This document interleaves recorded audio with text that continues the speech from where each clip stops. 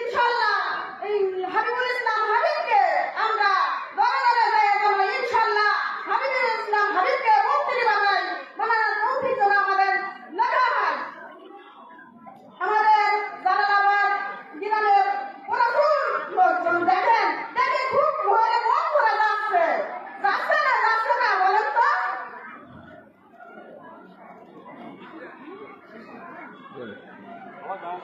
ধানের শিশি প্রতি দরে দরে যে আমরা ধানের শিশি যেন ভোট দিতে পারি, দরে দরে যে আমরা যেন ভোট নিতেই পারি ইনশাআল্লাহ। আমাদের মা চাষিদের 2-5টা করে ছেলেমেয়ে আছে, তাদের কোনো চাকরি নাই। এজন্য আমি চাই আমার বাপ ও চাচারা মন্ত্রী হয়ে যদি আসতে পারে, ধানের শীষ হাবিবুল ইসলাম হাবিব আমাদের চাকরির জন্য এগিয়ে আসবে ইনশাআল্লাহ। আমি শেষ করলাম। বাংলাদেশ জিন্দাবাদ,